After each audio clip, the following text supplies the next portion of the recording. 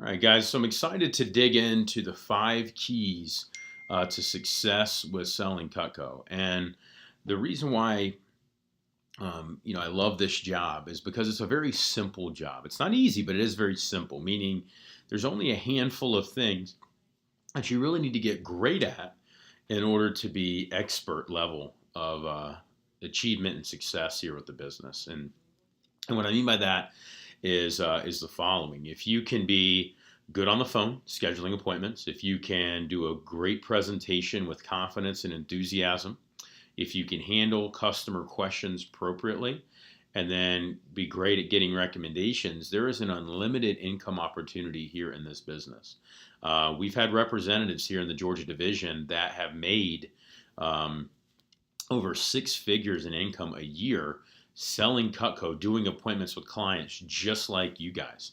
We've had representatives nationally that have made over $200,000 in a single year doing appointments with customers. Guys like Tyler Park and Gonzalo Trevino and Sarah Mashburn, Anthony Mercer. These are some names of people you'll see on sales reports that are some of the top performers corporately with us.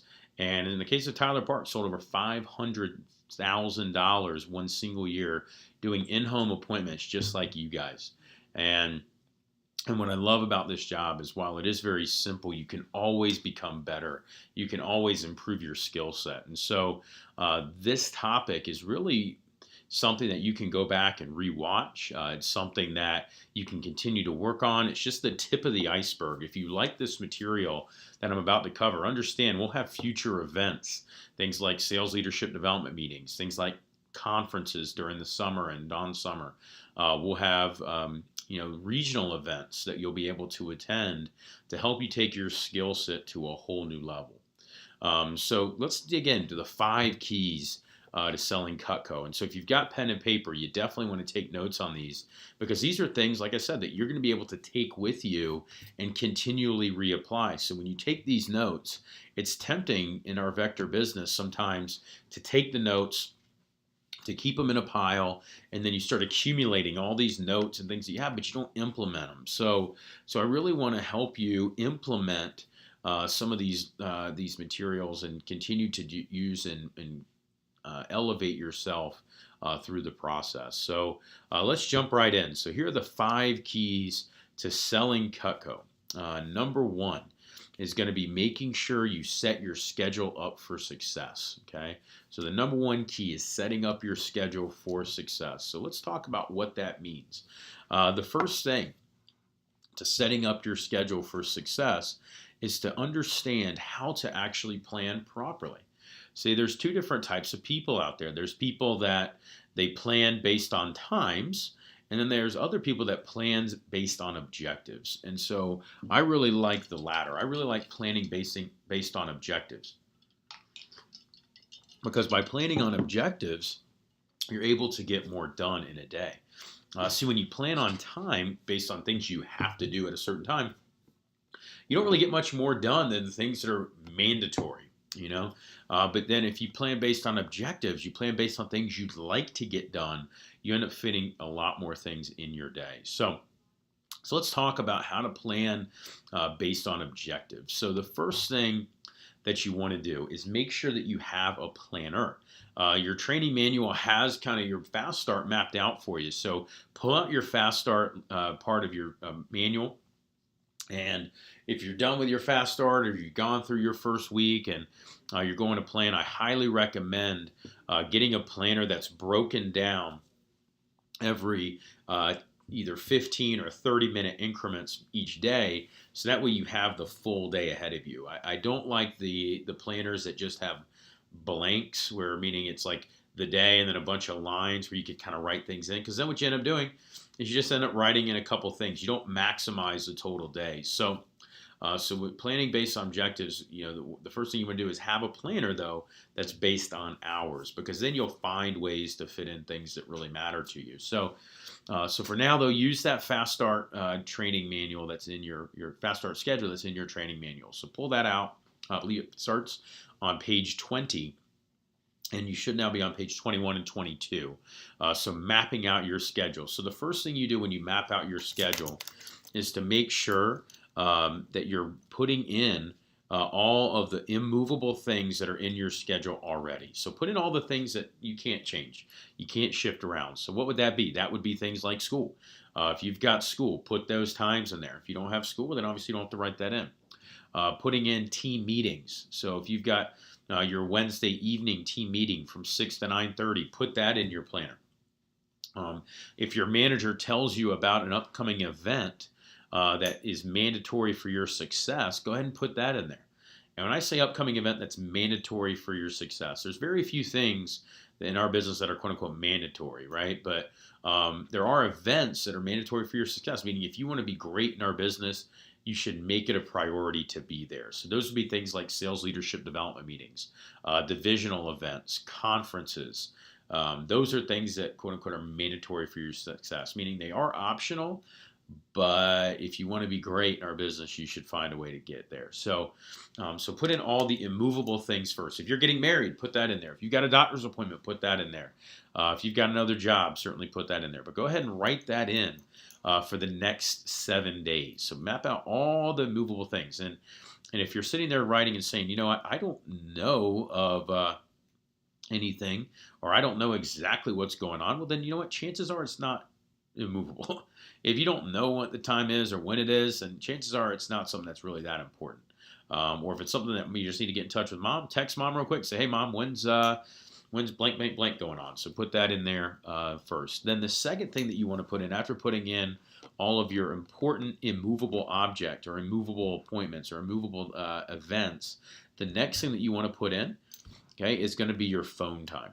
Okay, and your phone time, guys, is the more important than your demo time.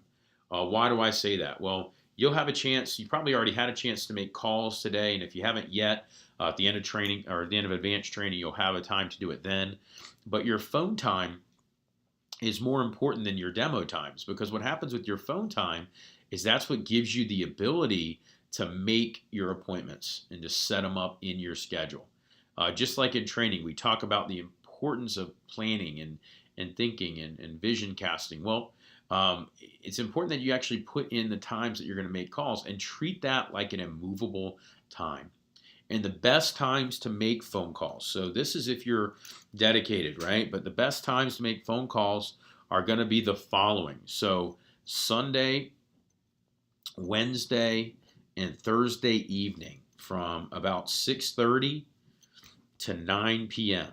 Those are great times to make phone calls. Why? Well, think about it. All the best TV shows tend to happen on those evenings because, well, Sunday, they know it's right before the week starts, so everybody's kind of settled into their house, kind of thinking about what's going to go on with the week. They're eating family dinner or whatever.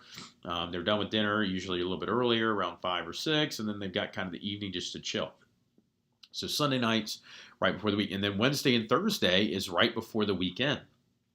You get to hump day, which is Wednesday and Thursday, and that's right before the weekend hits. So people, pretty much everybody knows when their plan or what their plans are going to be for that upcoming event. So that's really key, is putting in the proper phone time during that, blocking off those schedules, blocking off that time to make phone calls. One of the great things about the Wednesday night team meeting being on Wednesday, 6 to 9:30, is it covers that key phone jam time.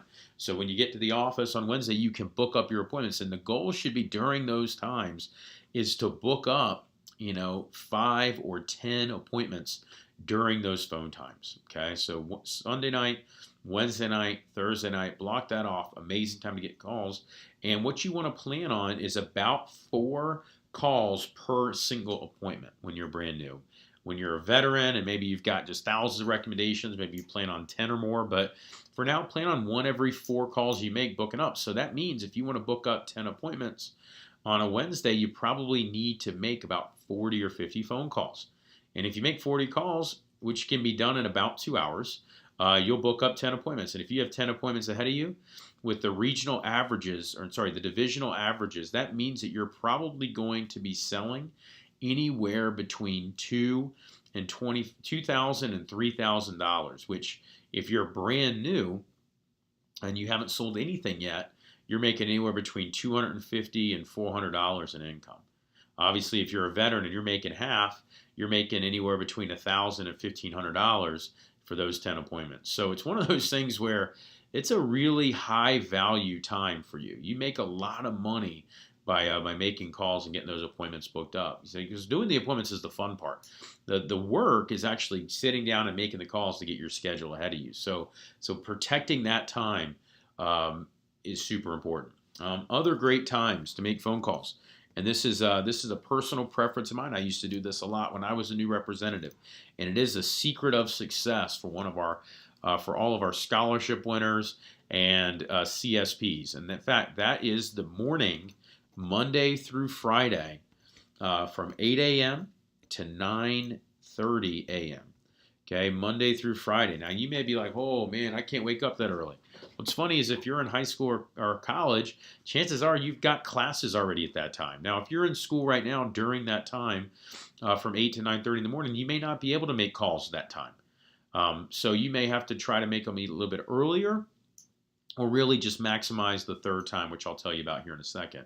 But for those that can make calls from 8 to 9:30 in the morning, all of our top people do this during key parts of the year and key parts of the summer. As a matter of fact, we've got an alliance that your manager will be talking about here coming up in a couple weeks. And during the alliance, that morning time is when we make calls to collectively as a team. And the top people in the office will come into the office during that time from 8 to 9:30 in the morning and just make calls with their managers. But why is morning such a great time to get a hold of people? Well, without going into too much detail, if you think about adults, what are they doing from that 8 a.m. to 9:30 time slot? The answer is one of two things. They're not sleeping in, that's for sure. Your buddies may be sleeping in, but successful people aren't sleeping in at that time. So what are they doing from 8 to 9:30? Well, they're up, they're drinking their morning coffee. They may be on their transit to the office or to their work. They're sitting at their desk, mapping out their day, planning out their schedule. So basically they're in a position to know what's going on ahead of them. And here's the other thing for your adults, that's some of the best moods they are all day. Well, because if you think about that 8 to 9:30 in the morning time slot, they've had their morning coffee. They're fired up. They haven't been beat down with a bunch of stuff from the day yet. Their boss hasn't given them any grief yet. The kids haven't gotten in trouble yet. So that morning time, they're in great moods. So getting that morning phone time in is a key to success, and it's a secret for our top performers who treat this like a 9 to 5 and make anywhere between $15,000 and $30,000 during the summer. So morning phone time is the second key, and then the third time to make phone calls is going to be making sure that you're making them between the hours of any time, basically Monday through Friday in the hours of, call it 7 to 8 or 6 to 7. So taking an hour each day, Monday through Friday, and making an hour call. So any of those times are good times to make calls as well. But in particular, the first two are really the ones that I recommend most. So Sunday, Wednesday, Thursday, 6:30 to 9 p.m. And then Monday through Friday in the morning from 8 to 9:30. So that's the first key, is making calls and setting up your schedule for success. During your fast start, guys, pick one of 3 levels for yourself. Part-time earners will do 2 appointments a day, and they'll schedule 2 appointments a day. So they'll book 2, and they'll do 2. People that are wanting to make good full-time pay will do 3 and set 3. So meaning they're going to book 3 appointments a day. So their goal each day is when they get up at some point from 8 a.m. to basically 9 p.m. They're going to make sure at some point they make calls to book up 3 additional ones, and they're also going to complete 3 additional. Now, you may want to be at a high full-time level, but you can't because of school. That's okay. Maybe you do 2 a day during the week and then 3 a day during the weekend. Now, people that want to make ridiculous pay, people that want to do $10K or more in 2 weeks, people that want to make $2,000 in income, they're going to be doing 4 and setting 4. Okay, so doing 4 and setting 4. So booking up 4 appointments a day and then completing 4 a day. Now, if you do 4 a day, you're definitely going to hit 10K in 2 weeks. I've never had anybody in my office personally do 40 appointments in 2 weeks, sell less than 10,000. So if you got big goals, whether it be during your fast start or during a big upcoming contest to sell $10,000 or to make $2,000 in income or more your first 10 days, that's going to be critical. So setting up your schedule for success is number one. So pick a level. Are you going to do 2 and book 2? Are you going to do 3 and book 3? Are you going to do 4 and book 4? So let your manager know which of those 3 levels you're going to be during your fast start. And then after your fast start, if you want to adjust to a lower level because you've hit a bunch of promotions, have at it. There's definitely no shame in that. Take advantage of the flexibility. It's one of the cool things about the job. So the number 2 key to success is to show the right people. And when I think about showing the right people, there is definitely a list of people that you want to start making calls to. And we all know that the best types of people to do appointments with are going to be people that are married, homeowners, and people that are over 30. Obviously, they got to be at least 30 with a full-time job to even do an appointment with them.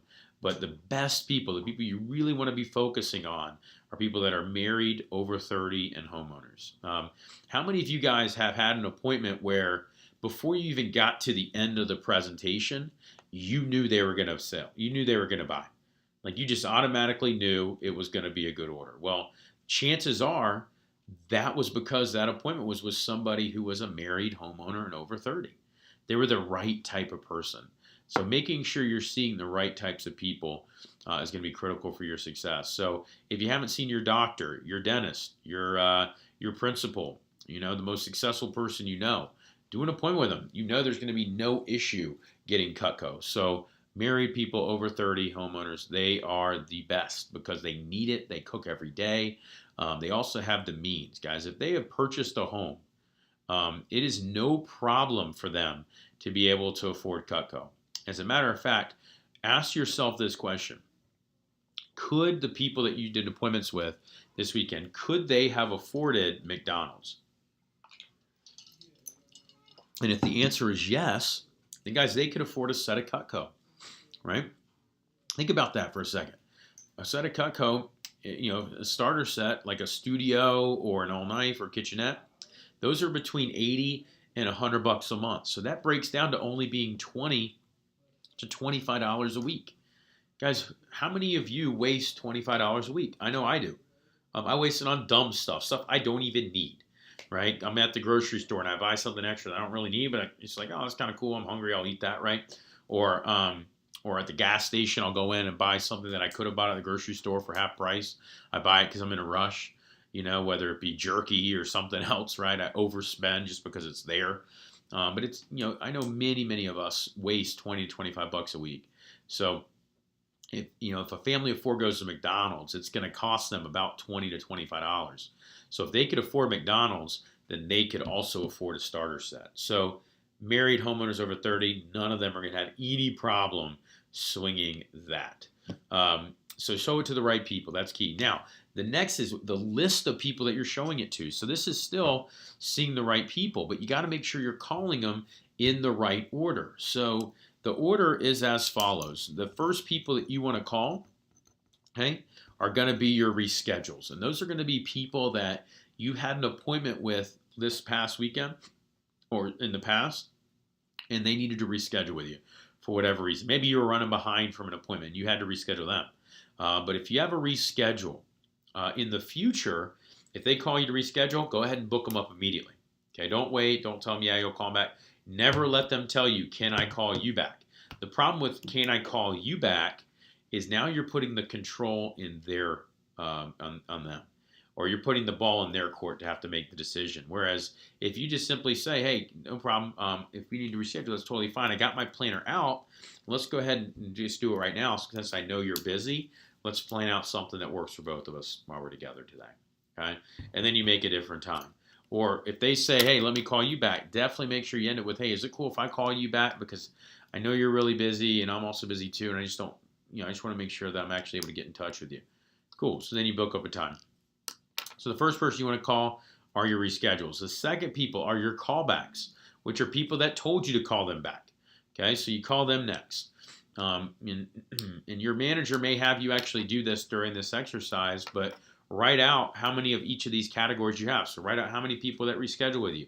Write out how many people that told you to call them back. The next one is how many people are on your initial list.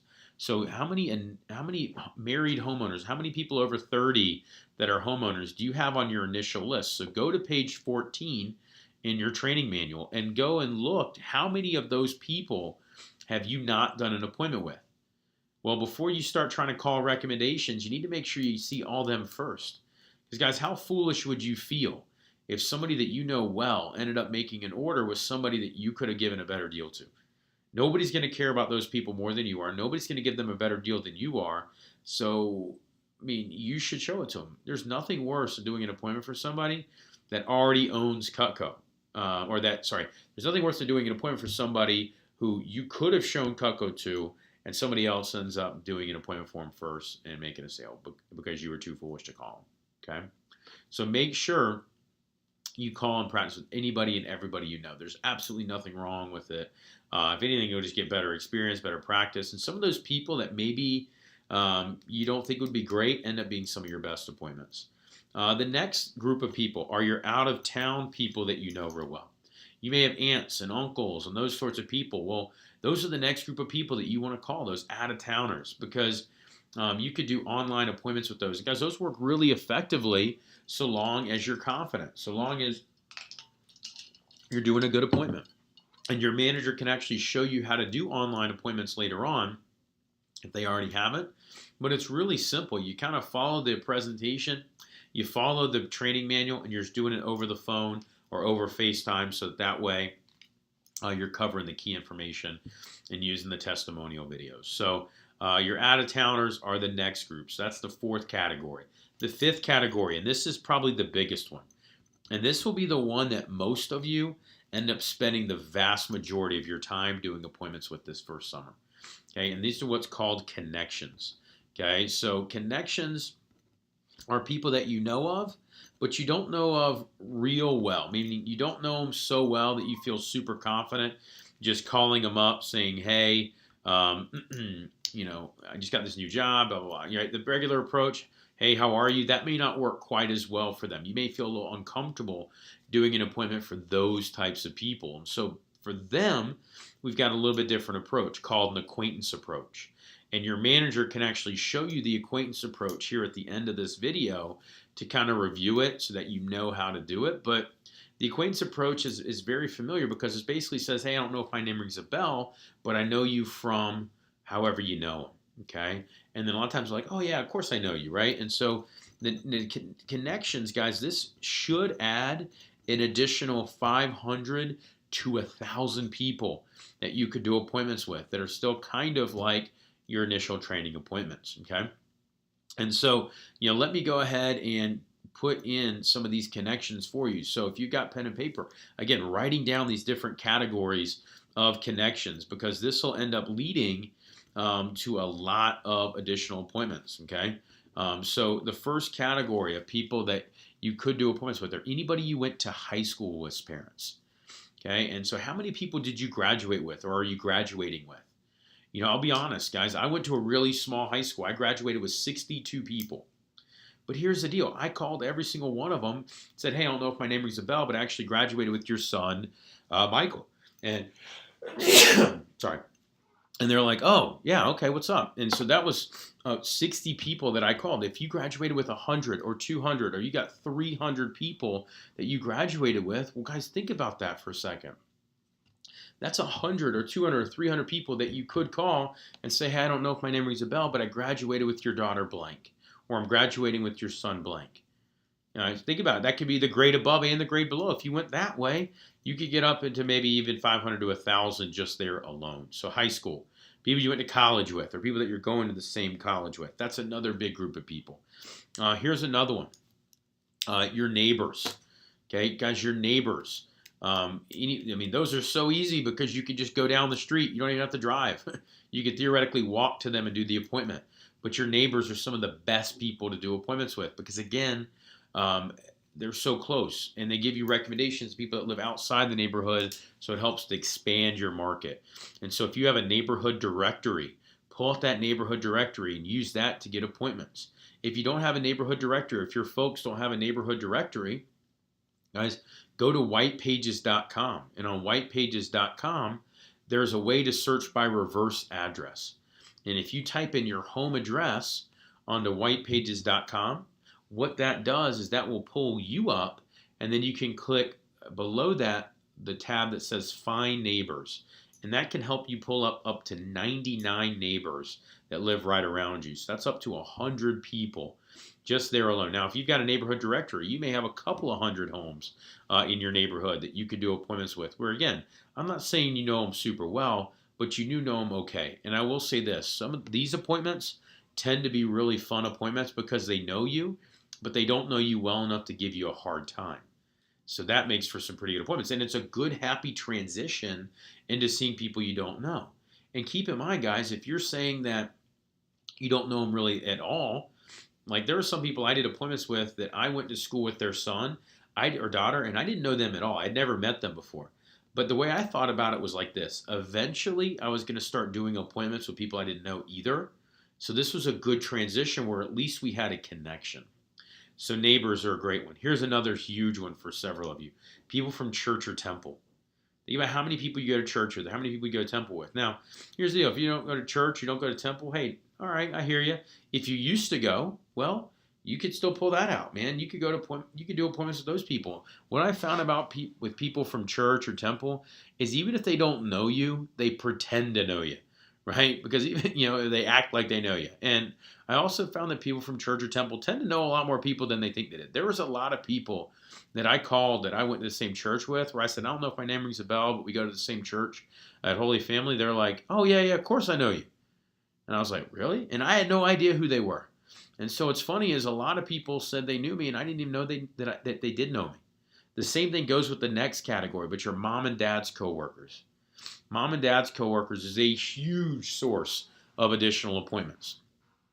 Brothers and sisters, friends, parents is another good resource for additional appointments. So your connections are big. And then the last one I'll just give you is any church, not church, but any sport or organizations that you're a part of. Meaning, for example, if you're in Boy Scouts, Girl Scouts, cheerleading, if you played basketball, soccer, if you're part of DECA or part of like band, or you're part of the drama team, or you're part of the debate team.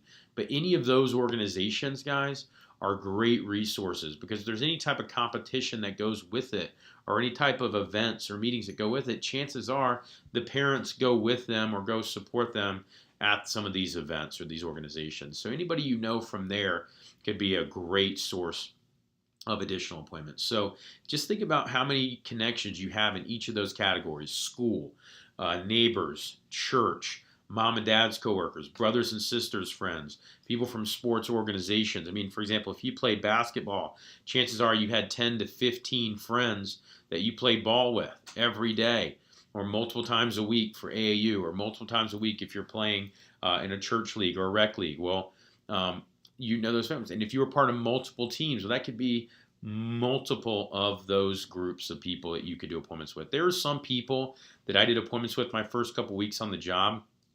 I hadn't seen her 5 or 10 years. And here's what's great about it. If you haven't seen them in 5 or 10 years, the likelihood of you seeing them in another 5 or 10 years is so low that you might as well do an appointment with them because you have nothing to lose. Does that make sense? So see those connections. The next category of people to call after your connections are going to be your recommendations that you know. Okay, there's probably some people that you got recommended to that you actually know of, just like an acquaintance. I'm not saying you know them super well. They may be on your chicken list. Maybe you do know them well, but you're just like, I don't know about calling them.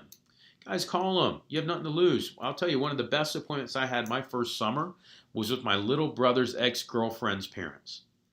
And my parents did not really care for their daughter, and I know that her parents definitely didn't care for my brother. But I ended up doing an appointment for them. And I remember she told me, hey, just so you know, there's no way I'm buying anything from Corey's big brother. And I'm like, hey, that's cool. I get paid just to do it. Well, I went over there. She bought $1,100 worth of Cutco, gave me 10 recommendations. And from those 10 recommendations, I ended up selling another $2,000. So had I not done the appointment with her, I would have lost out on $3,000 in sales, which by the time that I finished up my first summer, I was at 40% almost. And so at 40%, 3,000, that's $1,200 in income that I would have given up just by being too cool to call, or just by being too nervous or chicken to call. So if you got people on your chicken list, definitely give them a shout. So recommendations you know, and then the last category of people are going to be recommendations you don't know. Okay. And so there's three types of phone approaches you're going to be using. You got your initial training approach that you'll be using to call all those initial people on your list, including your out-of-towners. You've got your connections, which are people that you kind of know, or people you sort of know, or recommendations that you do know. And for that one, you want to use the acquaintance approach. And for most of you, that's going to be the next several months worth of work, is going to be doing those acquaintances. And then eventually you'll call the recommendations you do know, or that you don't know at all. And for that one, we have a recommendation phone approach you can use. And my advice would be this, guys.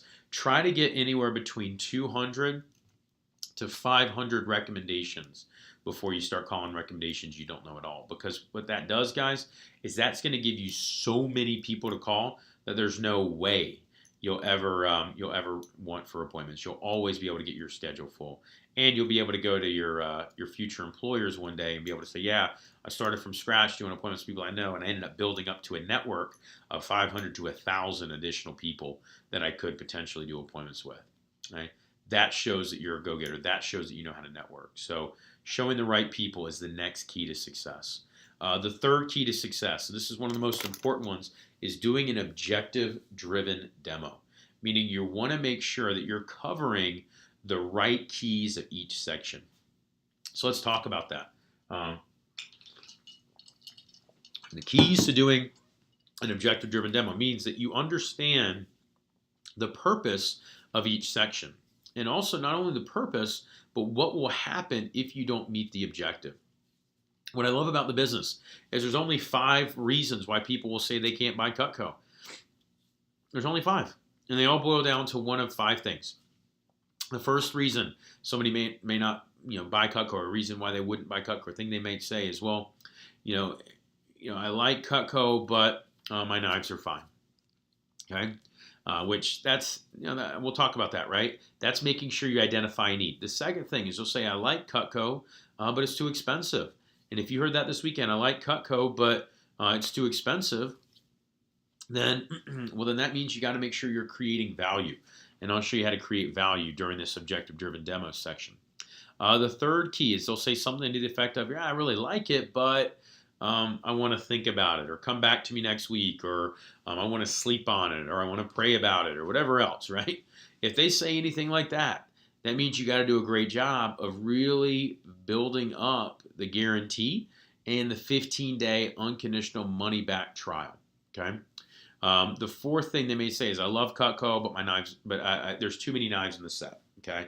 And I'll show you how to create a need over time with making sure they see the right need for the right job.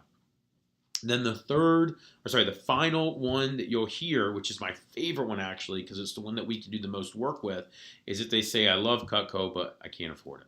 Okay.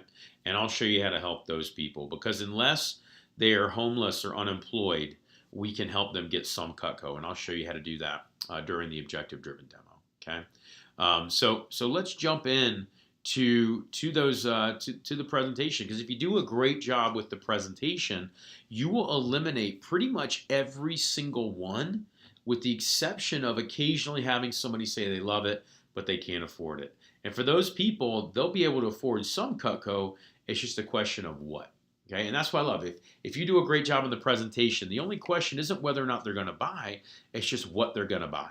So let's dig into each section of the presentation. So the first section is page 2, which is the rapport building section. And what is the purpose of this page? Okay. Yeah, the purpose of this page is to connect.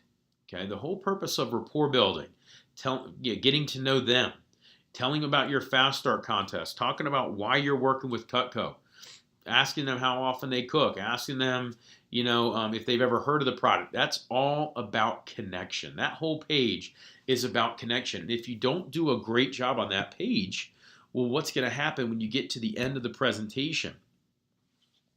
is they're going to not feel comfortable with you. They're not going to feel comfortable buying, or they're not going to feel comfortable giving you recommendations, especially. See, some people will buy Cutco, but they won't give you recommendations because they just don't feel comfortable with you. And the biggest reason why they aren't comfortable giving recs is because they felt that at the beginning, you're just there to make a sale and leave. So how do you make sure that's not the case? Well, if you look on page 2, if you go to page 2 in your white manual, there's a section there at the beginning that says, let me tell you a little about me, and here's why I'm working with Cutco. Put a star by that section. Really dig in with that section and make it sincere and meaningful and authentic for why you're working with Cutco. So go to that little section, and if you look at why you're working with Cutco, think about why you're working with Cutco. Well, if your answer is simply money, well, what's that money going to go towards? Why does that matter? You know, if you're going to help pay your way through school, what are you going to school for? Why does that matter? Why did you pick that major? What's your dream job? Tie Cutco into the whys. Because here's the thing, if you're just working to pay for school, that sounds cool. But you know what? A lot of people are going for school. A lot of people need to pay for college. If you're working to get experience, that's, again, very noble, but towards what? Okay, because see, just getting experience for your resume is nice, but what you're going to do with it is what's meaningful. So let's say you have a dream job of being a doctor. Okay, tie it back into that. Okay, so Ms. Jones, the reason why I'm working with Cutco is, as I mentioned, my dream job is to be a doctor. And I know this may not seem like it really connects that well to it, but I do know that one day if I'm a doctor, that I need to really be good at working with customers. I need to be really good at putting patients at ease. I have to have good bedside manner. I need to be able to know how to talk to them the right way. And so by working here, I'm getting an opportunity to really meet with a lot of people. Plus the other thing is my passion, like I said, is to be a doctor. And if I'm going to be a doctor, I need to go to med school. And med school is not going to be cheap. And I really want to be able to focus on being able to graduate from college debt-free so that way I can pursue my dream of helping people as a doctor. And so by doing this, I'm able to save up money for school. I'm able to get one step closer towards being a doctor. So you see me today has helped me out tremendously towards that. And so by you being, again, sincere and genuine with how this is helping you get further in your career, they're going to want to recommend you to everybody at the end. See, some people will recommend you just because of the simple fact that, well, you know, they know people that like to cook and they know people that need knives. But everybody will recommend you to everyone if they see you've got a noble cause that's bigger than just this summer. So show them that you're not just there to make a sale and leave. Make a friend before you make a customer. Tie them into your goals and why they're meaningful to you. And guys, they're going to help not only buy Cutco, but they're going to help you recommend you to see everybody and everybody they know. Okay, so that's how you get 20 or 30 recommendations per appointment instead of just simply getting 5 to 10. So connecting, that's the big part of that first page. And here's what I will say, guys. People aren't going to buy just because they know you, but it doesn't hurt. So make sure you connect. The purpose of the next page, which is the company page, also where you cut the penny and cut the sheet and use the vegetable peeler. If you had to guess what that purpose is, what would you say it is?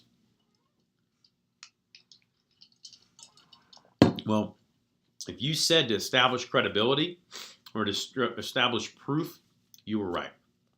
That purpose of that page is to show them that we're not some fly-by-night company. In fact, we've been selling Cutco longer than they've been alive, chances are. So the purpose of that page is to show them the power behind the name of Cutco, to show them the brand and how this isn't a fly-by-night company. We do over $200 million a year in business, and we have customers that have been with us for 40 or 50 years. When you tell them about the fact that we make K-Bar and that that's used by the military and police forces nationwide, that establishes credibility, okay?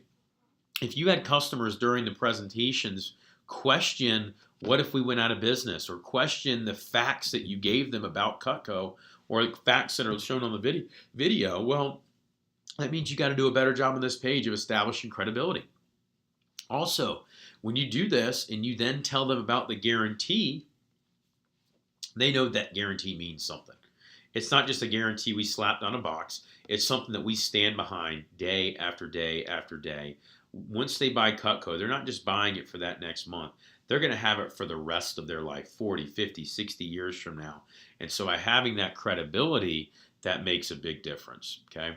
So that's the purpose of that page. Credibility in the company, credibility in the product. You cut that penny, guys, customers love it. If you're having trouble cutting the penny, make sure you stay with your manager afterwards and learn how to do it. Because, guys, I mean, you cut the penny for the customer, especially if you're a smaller individual, and you cut the penny, that shows, hey, look, this stuff's legit. Not only has the company been around forever, but the products kick ass too. So credibility is a big deal. Also, guys, your enthusiasm during this part of the presentation makes a lot of difference too.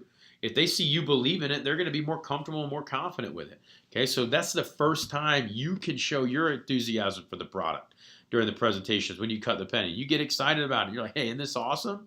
If you cut the penny and they're impressed and you're like, it does it every time, that doesn't give them much confidence. But if you cut the penny, you're like, Miss Jones, isn't that amazing? Right? Hey, this thing's going to stay sharp for 38 years used every day. That shows it's awesome. Plus, then at the end, you show them how they can get Cutco for free. They can get those shears for free, but they get a set. They're sold. Okay, so that section, that page is a big deal. The next one, okay, is the video. Okay, now during the video, I think one of the biggest misconceptions is that the video sells it for you. The video is a tool. The video isn't going to sell Cutco by itself. You can't just have, you can have probably 10%, like that 10% we talked about. You can have 10% buy Cutco just simply by saying, hey, here's a video, take a look, what do you think? Right? And they're like, I want it. I want that set. I want the middle set, or I want the signature set. About 10% will do it. Guys, but that's not what we're looking for. We're not trying to get 10% sales ratio. When I was new, I wanted 90%. I wanted almost everybody to buy. Okay, so the video, your involvement during this video is a bigger deal than we give credit for just saying the video works. So what happens during that video? Well, really, that's where you accomplish three things. The first thing you accomplish is you identify the need. How do you identify the need during the video? Well, the first way you identify a need is by asking a lot of yes questions. Okay, how do you identify yes questions? Well, you just simply, anytime they see something being cut up, just ask them, hey, do you ever eat that? So Ms. Jones, yeah, have you ever tried to cut a tomato with a dull knife? If they say yes, they're like, boom, I need this. Okay, hey, do you guys ever eat lasagna? They say yes, boom, they need that. Ms. Jones, do you ever eat vegetables? Of course, everybody does, right? Boom, they need Cutco. Ms. Jones, do you ever eat watermelon during the summertime? They say yes, and they need it, right? It's like, guys, Mr. Jones, do you like eating ribs? By the way, if they're a carnivore, they like eating ribs, right? So unless they're vegetarian, if they say they're vegetarian, they say no ribs. Say the great thing is for tofurkey, it works just as well for that, all right? And but for ribs, they're amazing. The butcher knife's awesome. Cutting through squash. So the more you can say, hey, do you ever eat this? Do you ever eat this? Hey, do you see how much time that's going to save? The more they're saying yes, the more they're saying I need this. Okay, the next way to identify need and also to build value is when you do the cutting demonstrations. Okay, that shows a need, but it also builds value. How do you build value? Promote how much time it's going to save them. Promote how in the long run it's such a savings and investment, right? So for example, when you cut up, when you cut the leather during the leather demonstration, you say, Ms. Jones, you see how much time that can save you in the kitchen? I've always found that for most customers, time is money, and this is going to save you a lot of time, which means in the long run, it's going to save you a lot of money. Okay, this is going to stay it's going to stay sharp 14 times longer than a normal knife.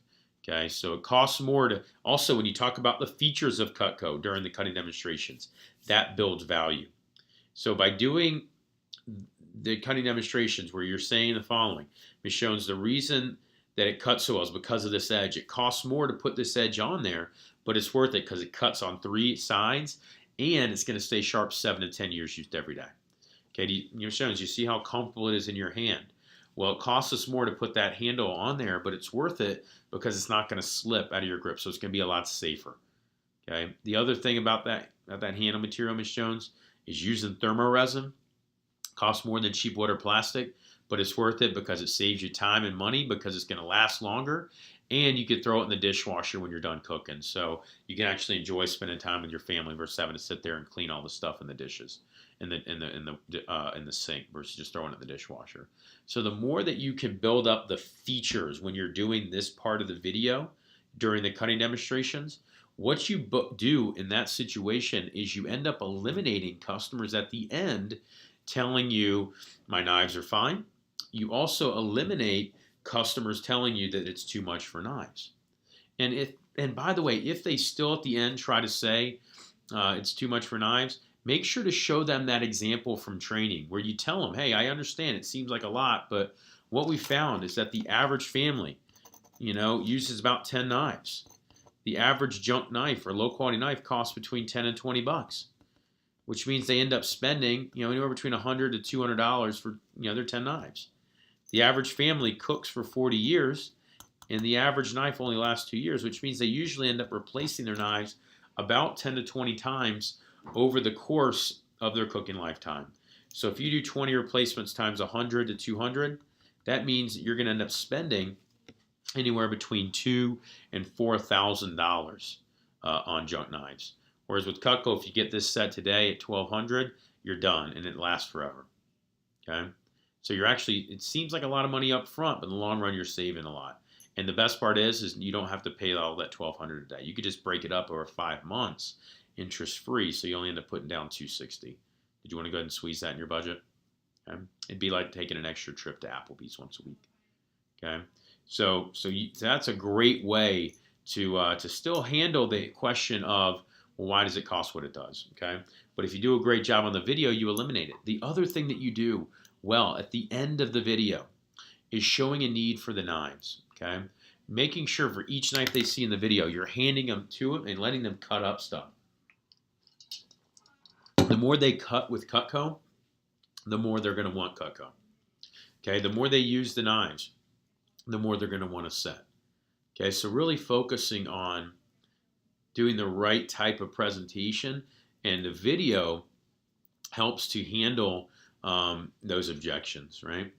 The next page, okay, it's the next 2 pages, which is going to be the drop-down process of presenting the price of Cutco and then dropping down. The purpose of those 2 pages, the objectives, is to help find the customer something comfortable that they can afford today. And by doing this job properly, you eliminate customers at the end saying, I can't afford it, okay? Or I want to think about it. Because when you do those pages properly, what are you doing? Well, you're letting them know about the buy now bonus, forever guarantee. It also lets them know that they can try and think about it and make sure it's right for them.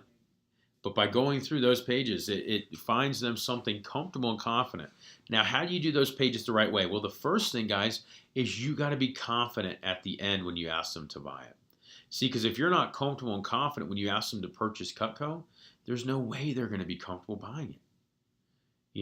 That's what's called a smoke screen at the end. See, a lot of times people say they can't afford it when they really can, just because they don't see your confidence and belief. See, if you walk into a Best Buy, for example, electronics store, and somebody asks you, hey, why does this TV cost $500? Why does this one cost $1,000? They look the same. Well, if the sales rep is just like, well, I mean, this one's $1,000 is better, I guess, you're not going to be very confident buying the more expensive one. But if instead they're like, oh man, that TV is way better for what you get, okay? Because not only do you get much better resolution, it's got a longer warranty. It's got a 3-year warranty versus a 1-year warranty. It's got 4 HDMI outputs, which means you get a lot more for it. You can put in multiple systems. It's got a smart system set up, so you can access a variety of different applications like Netflix, Hulu, Pandora. All that can be accessed right there on that. It's just better setup. It's got wireless connectivity. I mean, all those things. If they're more confident as they're explaining it, then you're going to be more confident buying the more expensive TV. But instead, if they're not confident, they won't be. So one of the biggest reasons you'll get a smoke screen at the end. And if you don't know what a smoke screen is, guys, think of it like this. Have you ever been in a relationship where you could tell your significant other was upset with you? And you ask them what's wrong. And they say nothing. Okay? That's a smoke screen. Meaning there is something wrong, but they're just not giving you a heads up. Or they end up saying something that is not the real reason. Okay? And what I mean by that is you ask them what's wrong, and they say nothing, and you keep pressing to figure it out. They say something like, oh, well, traffic was just bad. Or, oh, I'm just frustrated with my homework. Or, oh, this, right? And that's not really what's bothering them. That's a smoke screen. See, a smoke screen for us is when somebody says they like Cutco, but they can't afford it because they're putting their kids through college. Now, is that true? Absolutely, yeah. I mean, just like they make your significant other may have homework, or maybe they are frustrated with traffic, but that's not what's really the real reason. See, The truth is, guys, people find a way to afford things they really want or things they really like. For example, if they are putting their kid through college and next year the state of Georgia announced that it was going to cost an extra $1,000 for their kid to go to school, do you think they're going to yank their kid out of school? No, probably not. If they say, oh well, we really like Cutco, we just can't afford it because we bought a new house. Well, if their house costs an extra $100 to buy today, you think they would have bought that house? Absolutely. Okay, so again, I'm not saying that Cutco's as important as their house or their kids' college education. What I am saying is that if something's important to people, they'll find a way to get it no matter what. For example, if like how many of you guys have buddies that they don't even have jobs, but yet every year the new Jordans come out, they go ahead and get them? Absolutely, right? Well, they find a way to get it. And the same thing goes here, gang, is if people really want something, they'll find a way to get it. Now, to make sure that affordability is the real reason and not a smokescreen, what you got to do is at the end, at the bottom of page 5, before you drop down to show other sets, before you show them the next thing, which I'm going to show you, which is giving them deals, you got to make sure that's the real reason. So how do you make sure that's the real reason? Well, at the bottom of page 5, the bottom of the close, the bottom where you say, hey, I wouldn't be doing my job if I didn't ask you, do you want to go ahead and buy it? If they say no, okay, because they can't afford it, what you got to say is the following. Hey, no problem, Miss Jones. If you could afford it, would you get it? And if they say yes, well, then you know that that's the real reason. And then you start working on the next thing, which is dropping down to find a set that's better for them, or working a deal with the customer, which I'll talk about as the fourth key to success. But if they say no, if you could afford it, would you get it? And they say, well, no, I can't, or no, I won't. Well, now you got to figure out the real reason.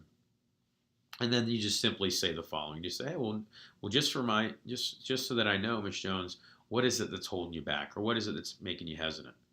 And then right then and there, that's where they'll give you the real reason. Okay, so if you say, Miss Jones, no problem, if you could afford it, would you get it? And they say no. That's how you test it to make sure that's the real reason. If they say no, we say, okay, well, just out of curiosity, or just so that I know, Miss Jones, what is it that's holding you back, or what is it that's making you hesitant? And a lot of times then they'll say the real reason. They'll say, well, I just don't know if I should be spending that much money on knives. Boom. That's when you go back and show them the example I just showed you. Or they maybe say, well, I already have knives. Then that's where you go back and talk about how they're eventually going to end up replacing them, and how with getting Cutco today, it's an investment because they won't have to keep replacing it every so often.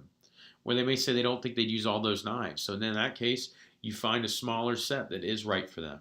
Okay, but you got to make sure that affordability is the real reason, because see, if at the end of the day it's not affordability but something else that's holding them back, well, you going and then showing them a better deal, or showing them a smaller set, or giving them it down to individual pieces, you could tell them, hey, do you want to buy this cutting board, for $25, or do you want to buy this table knife for $39 or $40 or whatever?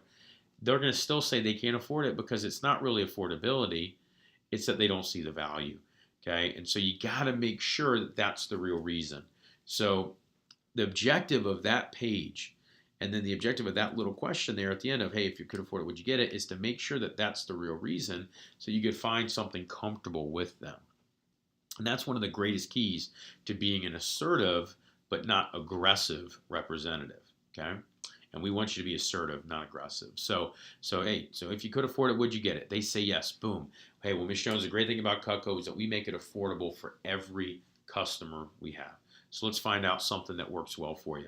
And then you go in and you show some of these other deals, right? Now, when you drop down to the next page, okay, when you drop down to going into the starter sets, you got to make sure that you really show them why the starter sets are the best deal for them. So if they say they like Cutco, but there's too many knives, you say, hey, what's great about these starter sets, Miss Jones, is not only are they more affordable, but we take out the knives you're going to use the least and get you the knives that you'll use the most. Okay? And so now it's like, hey, this is for me. You're transitioning it from being you showing Cutco to selling it by showing them why it's good for them. Okay? If they say they love it, but it's just too expensive, or they can't afford it, right?